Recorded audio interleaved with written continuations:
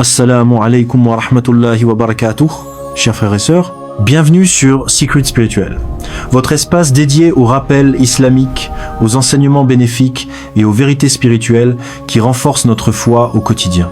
Avant de commencer, n'oubliez pas d'appuyer sur le bouton j'aime. Votre soutien nous encourage à vous proposer encore plus de contenu de qualité. Croyez-moi, vous ne voulez pas manquer ce que nous vous réservons aujourd'hui. Si vous n'êtes pas encore abonné, c'est le moment idéal pour rejoindre notre communauté. Activez la cloche de notification afin d'être parmi les premiers informés de la publication de nouvelles vidéos riches en enseignements sur la foi islamique. Partagez également cette vidéo avec votre famille, vos amis et tous ceux que vous aimez. Peut être que ce simple partage sera une cause de protection et de bien pour quelqu'un que vous connaissez. Et surtout, laissez un commentaire ci-dessous pour me faire part de vos impressions. Vos commentaires comptent énormément pour nous et participent à faire vivre cette belle communauté. Merci du fond du cœur d'être présent aujourd'hui. Mes frères et sœurs, avant de parler des endroits que les djinns affectionnent dans une maison, il est essentiel de comprendre une vérité fondamentale. Les djinns ne sont pas des légendes, des mythes ou des histoires inventées pour faire peur aux gens. Leur existence est une réalité clairement confirmée par le Coran et la Sunna authentique du prophète Mohammed, paix et bénédiction sur lui. Allah le Très-Haut nous informe dans le Coran qu'il a créé les djinns avant les êtres humains à partir d'un feu sans fumée. Ils vivent dans un monde invisible à nos yeux, mais cela ne signifie pas qu'ils n'existent pas. Tout comme nous ne voyons pas les anges, nous ne voyons généralement pas les djinns, mais leur existence fait partie des réalités de l'invisible auxquelles chaque croyant doit croire. Allah dit dans la sourate Ar-Rahman, « Il a créé les djinns de la flamme d'un feu sans fumée ». Ce simple verset nous rappelle que les djinns sont des créatures d'Allah créées comme nous pour l'adorer. Mais voici ce que beaucoup ignorent. Les djinns ont une intelligence. Ils mangent, ils boivent, ils se marient, ils ont des familles, ils se déplacent, ils prennent des décisions. Et surtout, parmi eux, se trouvent des croyants et des mécréants. Lorsque le prophète Mohammed, paix et bénédiction sur lui, récitait le Coran, certains djinns l'écoutèrent attentivement.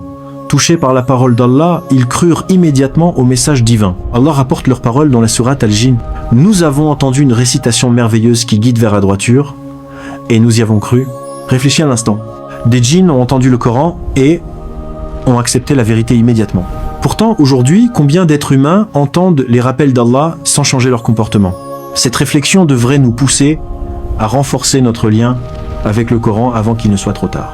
Mais il existe également des djinns rebelles. Parmi eux se trouvent ceux qui suivent Satan et cherchent à égarer les humains, à semer la peur, les conflits, les mauvaises pensées et la négligence religieuse. C'est pourquoi l'islam nous enseigne de nombreuses protections. Le croyant n'est pas laissé sans défense. Allah nous a donné des armes spirituelles extraordinaires. Les invocations, le Coran, la prière, le rappel d'Allah et la confiance totale en lui. Malheureusement, beaucoup de personnes connaissent ces protections mais ne les utilisent qu'occasionnellement. Et c'est là que réside le problème. Car lorsque le rappel d'Allah disparaît d'une maison, certaines portes spirituelles peuvent commencer à s'ouvrir. Lorsque les invocations sont abandonnées, lorsque le Coran n'est plus récité, lorsque les occupants négligent leur relation avec Allah, l'atmosphère spirituelle du foyer peut progressivement changer. C'est précisément pour cette raison que le prophète Mohammed, paix et bénédiction sur lui, nous a enseigné des comportements spécifiques à adopter dans nos maisons. Et dans quelques instants, nous allons découvrir le premier endroit que les savants mentionnent lorsqu'ils parlent des lieux fréquentés par les djinns. Croyez-moi, la plupart des gens s'y rendent plusieurs fois par jour sans appliquer la protection enseignée par le prophète Mohammed, paix et bénédiction sur lui. Ne manquez surtout pas la suite, car chaque minute de cette vidéo peut vous apprendre quelque chose qui renforcera la protection de votre foyer et de votre famille. Écrivez maintenant dans les commentaires « Je choisis la protection d'Allah ». Et dites-moi également, connaissez-vous déjà l'existence de la sourate entière que Allah a révélée au sujet des djinns? Maintenant que nous avons compris que les djinns existent réellement, et que leur présence fait partie du monde invisible créé par Allah, il est temps d'aborder le premier endroit de la maison dont parlent les savants lorsqu'ils évoquent les lieux fréquentés par les djinns. Et ce qui est surprenant, c'est que cet endroit se trouve dans pratiquement toutes les maisons. Il s'agit des toilettes et des salles de bain. Oui, mes frères et sœurs, cet endroit, que nous utilisons quotidiennement, est mentionné dans les enseignements authentiques de l'islam comme un lieu où les démons et les djinns nuisibles peuvent se trouver plus fréquemment. C'est précisément pour cette raison que le prophète Mohammed, paix et bénédiction sur lui, nous a enseigné une invocation particulière à réciter avant d'y entrer. Réfléchissez à cela un instant. Pourquoi le prophète Mohammed, paix et bénédiction sur lui, nous aurait-il enseigné une invocation spécifique pour un endroit précis si cet endroit n'avait aucune importance spirituelle. Dans un hadith authentique, il nous apprend à dire avant d'entrer, ô Allah, je cherche protection auprès de toi contre les démons mâles et femelles. Cette invocation est courte. Elle est simple. Elle ne prend que quelques secondes. Pourtant, elle constitue une protection immense que beaucoup de musulmans oublient malheureusement d'utiliser. Et c'est là que commence souvent la négligence. Combien de personnes entrent dans les toilettes sans invoquer Allah? Combien passent de longues minutes à faire défiler les réseaux sociaux dans cet endroit? Combien oublient complètement les enseignements du prophète Mohammed, paix et bénédiction sur lui, lorsqu'ils franchissent cette porte? La réalité est que beaucoup ont transformé cet endroit en un espace où ils passent un temps excessif, alors qu'il devrait rester un lieu utilisé uniquement pour ce qui est nécessaire. Certains savants ont même conseillé de limiter les conversations inutiles dans les toilettes et de ne pas y rester sans raison. Car plus une personne s'éloigne du rappel d'Allah, plus elle devient vulnérable aux suggestions de Satan. Mais attention, ce n'est pas parce qu'un musulman entre dans une salle de bain qu'il doit vivre dans la peur. L'islam n'est pas une religion de panique. L'islam est une religion de protection. La différence est immense. Le croyant ne doit pas avoir peur des djinns. Le croyant doit simplement appliquer les enseignements que Allah et son prophète Mohammed, paix et bénédiction sur lui ont transmis. Et lorsque ces protections sont appliquées avec sincérité, la tranquillité remplace la peur. De nombreux musulmans témoignent qu'après avoir commencé à réciter régulièrement cette invocation, ils ont pris conscience de l'importance des petits actes que nous négligeons parfois. Car souvent, les plus grandes protections résident dans les actions les plus simples. Mais voici quelque chose d'encore plus étonnant. Le prochain endroit que nous allons découvrir n'est pas un lieu impur comme les toilettes. Au contraire, il peut se trouver au cœur même de votre maison. Vous y passez peu, êtes plusieurs heures par jour, vos enfants y jouent, votre famille s'y rassemble. Et pourtant, lorsqu'il est privé du rappel d'Allah, il peut devenir spirituellement vulnérable. La plupart des gens ne réalisent même pas cette réalité. C'est pourquoi la prochaine révélation risque de vous surprendre. Avant de continuer, écrivez dans les commentaires « Je ferai cette invocation chaque jour » et dites-nous également « Connaissiez-vous déjà cette invocation avant d'entrer dans les toilettes ?» Mes frères et sœurs, après avoir parlé des salles de bain et des toilettes, beaucoup pensent que les lieux fréquentés par les djinns sont forcément des endroits impurs. Pourtant, la prochaine révélation est beaucoup plus surprenante, car il existe des maisons magnifiques, propres, spacieuses et confortables qui souffrent malgré tout d'un profond malaise spirituel. Des maisons où les disputes sont fréquentes, des maisons où les habitants ressentent constamment du stress, des maisons où les membres de la famille s'éloignent les uns des autres, des maisons où la paix semble avoir disparu. Pourquoi? Parce qu'une maison ne vit pas seulement grâce à ses murs, elle vit grâce à ce qui s'y passe. Elle vit grâce aux paroles qui y sont prononcées. Elle vit grâce au rappel d'Allah qui y résonne. Et lorsque le rappel d'Allah disparaît complètement d'un foyer, quelque chose de très dangereux commence à s'installer progressivement. Le prophète Mohammed, paix et bénédiction sur lui, nous a enseigné une parole extraordinaire concernant nos maisons. Il a recommandé de ne pas transformer nos foyers en tombes. Pourquoi a-t-il utilisé cette comparaison? Parce qu'une tombe est un lieu où il n'y a ni prière ni acte d'adoration. Lorsqu'une maison est privée de prière, privée de Coran et privée du rappel d'Allah, elle perd progressivement sa lumière spirituelle. Et c'est exactement ce que recherchent Satan et les démons. Ils cherchent pas forcément à apparaître devant, ils cherchent d'abord à éloigner les cœurs d'Allah. Ils cherchent à faire oublier le Coran, ils cherchent à remplacer le rappel d'Allah par la distraction permanente. Regardons honnêtement nos propres maisons. Combien d'heures sont consacrées aux écrans? Combien d'heures sont consacrées aux réseaux sociaux? Combien d'heures sont consacrées aux séries et aux divertissements? Puis posons-nous une autre question. Combien de temps est consacré au Coran? Combien de temps est consacré aux invocations? Combien de temps est consacré à remercier Allah pour ses bienfaits? Cette réflexion est essentielle, car le véritable combat commence souvent ici. Le prophète Mohammed, paix et bénédiction sur lui, a également enseigné que Satan fuit la maison dans laquelle la sourate Al-Baqarah est récitée. Prenez quelques secondes pour méditer sur cela. Satan fuit. Il ne supporte pas cette récitation. Pourquoi? Parce que le Coran est une lumière. Parce que le Coran est une protection. Parce que le Coran est une guérison pour les cœurs. Et là où la lumière du Coran est présente, les ténèbres reculent. De nombreux croyants racontent qu'après avoir instauré l'écoute ou la récitation régulière de la sourate Al-Baqarah dans leur maison, ils ont ressenti un changement profond. Une atmosphère plus paisible, moins de tension, davantage de sérénité. Bien sûr, notre confiance doit toujours être placée en Allah seul. Mais ces témoignages nous rappellent l'importance immense du Coran dans nos vies. Et voici une erreur que beaucoup commettent. Certaines personnes attendent d'avoir un problème pour ouvrir le Coran. Elles attendent une difficulté, une épreuve, une peur, une angoisse. Puis elles cherchent une solution. Mais le croyant intelligent ne construit pas son bouclier au milieu de la bataille. Il le prépare avant. C'est pourquoi il est essentiel de remplir sa maison du rappel d'Allah avant même que les difficultés n'apparaissent. Car lorsque les épreuves arrivent, celui qui est proche d'Allah possède déjà une force spirituelle qui le soutient. Mais c'est pas tout. Le prochain endroit dont nous allons parler est présent dans de nombreuses maisons. Pourtant, très peu de personnes réalisent qu'il peut favoriser une atmosphère spirituellement lourde lorsqu'il est négligé. Et ce qui va suivre risque de surprendre beaucoup de monde. Avant de continuer, écrivez dans les commentaires « Le Coran éclaire ma maison ». Et dites-nous également à quand remonte la dernière fois que vous avez récité la sourate Al-Baqarah chez vous lorsque l'on parle des djinns. Beaucoup imaginent immédiatement des phénomènes extraordinaires ou des événements mystérieux. Pourtant, l'islam nous enseigne également l'importance de la propreté, de l'ordre et du soin apporté à notre environnement.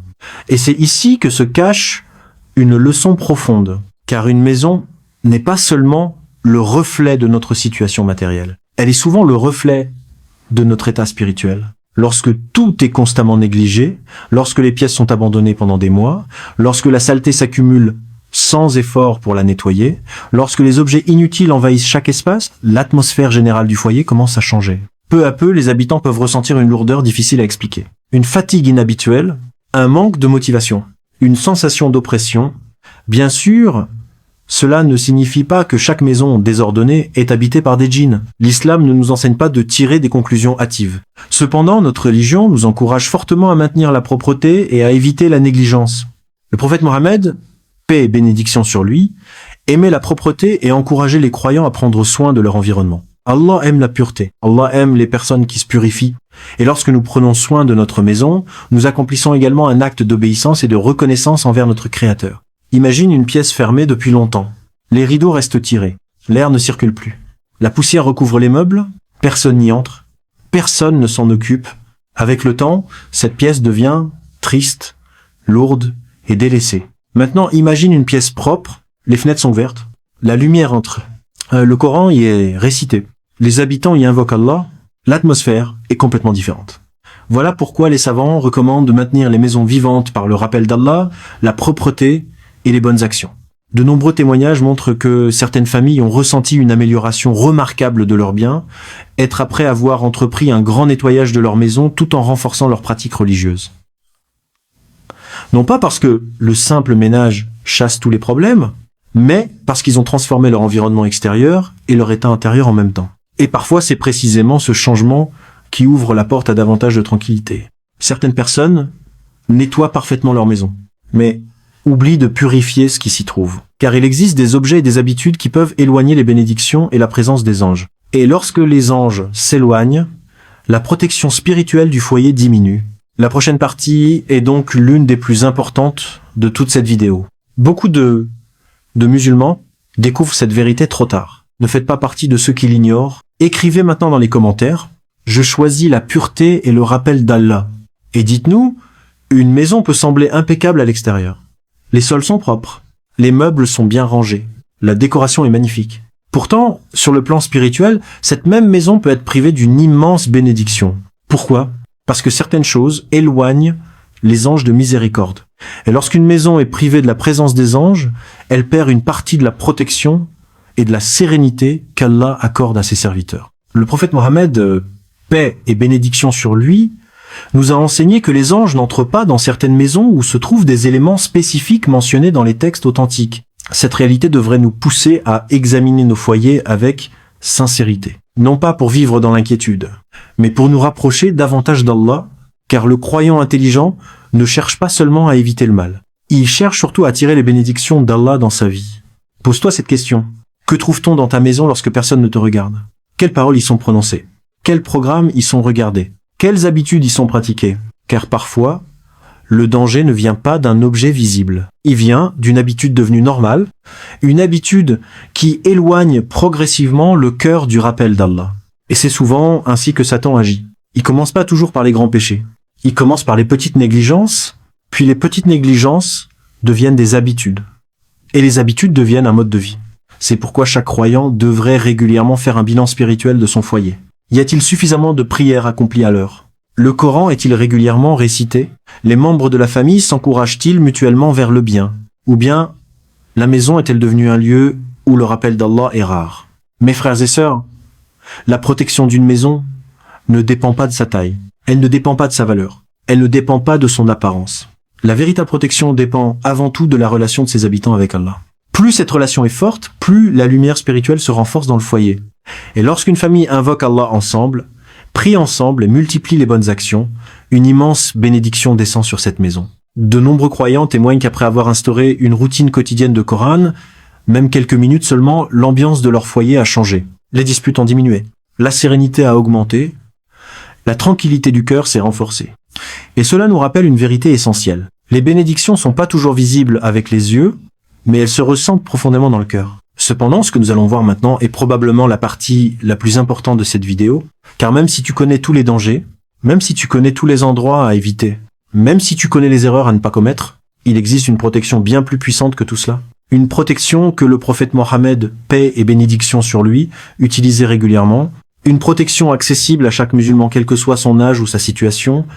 Et pourtant, la majorité des gens la négligent. C'est peu être la raison pour laquelle beaucoup continuent à vivre dans la peur alors qu'Allah leur a déjà montré le chemin de la tranquillité. Ne manque surtout pas la prochaine partie, car nous allons découvrir les armes spirituelles les plus puissantes contre les djinns, les démons et toutes les influences négatives. Écrivez maintenant dans les commentaires « Allah is my protection » et dites-nous également quelle habitude spirituelle aimeriez-vous renforcer dans votre maison à partir d'aujourd'hui.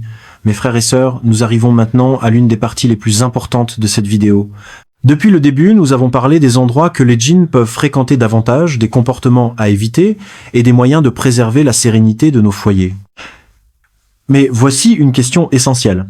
Que vaut la connaissance d'un danger si l'on ne connaît pas la protection qui permet de s'en préserver? La bonne nouvelle est que Allah, dans son immense miséricorde, ne nous a jamais laissés sans défense. Mieux encore, les protections qu'il nous a offertes sont accessibles à chacun d'entre nous. Elles ne coûtent rien. Elles ne nécessitent aucun objet particulier. Elles ne dépendent ni de la richesse, ni du statut social. Elles sont à la portée de chaque croyant qui place sa confiance en Allah. Et pourtant, c'est précisément là que beaucoup échouent. Non pas parce qu'ils ignorent ces protections, mais parce qu'ils manquent de constance. Ils les pratiquent un jour, puis ils arrêtent. Ils les récitent pendant une semaine. Puis ils oublient. Ils invoquent Allah lorsqu'ils ont peur. Puis ils l'oublient lorsque tout va bien. Or, la véritable protection se construit dans la régularité. Le prophète Mohammed, paix et bénédiction sur lui, était constant dans ses invocations. Il nous a enseigné des adhkars du matin et du soir qui constituent une véritable forteresse spirituelle autour du croyant.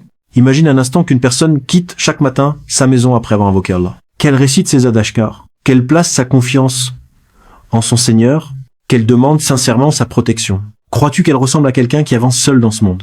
Bien sûr que non. Elle avance sous la protection du Maître des cieux et de la terre. Parmi les récitations les plus puissantes figurent Ayat al-Kursi, le verset du trône. Le prophète Mohammed, paix et bénédiction sur lui, nous a enseigné l'immense mérite de ce verset. De nombreux musulmans le récitent après chaque prière et avant de dormir. Il y a également les sourates Al-Ikhlas, Al-Falaq et An-Nas que le prophète Mohammed, paix et bénédiction sur lui, récitait régulièrement pour rechercher la protection d'Allah. Ces sourates sont connues par des millions de musulmans. Mais combien les récitent réellement chaque jour avec concentration? Voilà la vraie question. Car connaître une protection n'est pas la même chose que l'utiliser. Et c'est ici que nous devons parler d'un problème qui détruit les efforts de nombreuses personnes. L'impatience. Combien de croyants commencent à invoquer Allah avec sincérité puis abandonnent parce qu'ils ne voient pas immédiatement les résultats qu'ils espèrent? Combien récitent le Coran pendant quelques jours avant de renoncer? Combien arrêtent leurs invocations parce qu'ils pensent qu'Allah ne les entend pas? Pourtant, le prophète Mohammed, paix et bénédiction sur lui, nous a transmis cette parole extraordinaire. L'invocation de l'un de vous est exaucée tant qu'il ne se montre pas impatient. Prenez quelques secondes pour méditer sur cette parole. L'invocation est exaucée. Mais l'impatience peut empêcher la personne de voir la sagesse et le moment choisi par Allah. L'impatience bloque souvent notre perception, pas la réponse d'Allah. Et voici une pensée qui devrait toucher chacun d'entre nous. Et si ton soulagement était proche? Et si la réponse à ton invocation arrivait bientôt? Et si la protection que tu demandes était déjà en train d'être préparée par Allah, mais que tu abandonnais juste avant? Beaucoup de personnes perdent leur miracle à quelques jours près.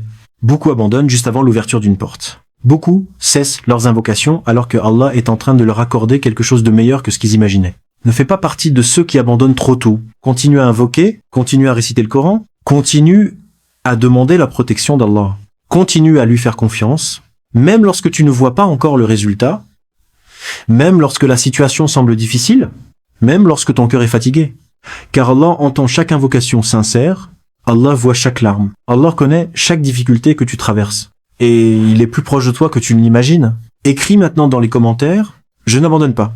Et écris également, Allah est suffisant pour moi. Cette histoire ressemble à celle de nombreuses familles à travers le monde.